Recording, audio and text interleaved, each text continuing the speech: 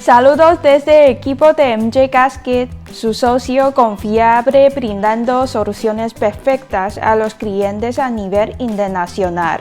Hoy vamos a presentar uno de nuestros productos más vendidos, 334-2502 para Navistar.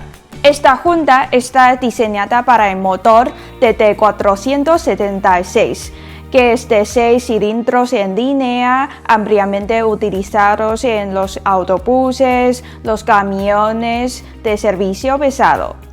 La junta de cárter proporciona un sellado crucial entre el cárter y el bloque de motor. Además, sirve para prevenir fugas de aceite, asegurando la lubricación constante y proteger los componentes internos contra daños potenciales.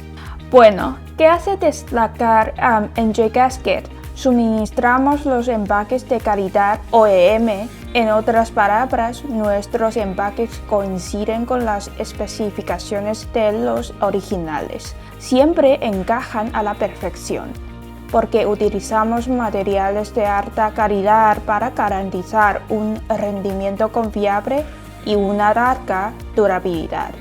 Ahora les vamos a mostrar cómo se instala esta empaquetadura en el cárter paso a paso.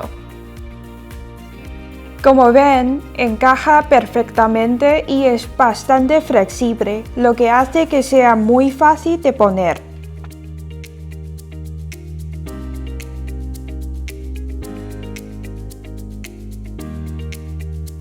Y listo, en solo unos minutos ya está todo instalado.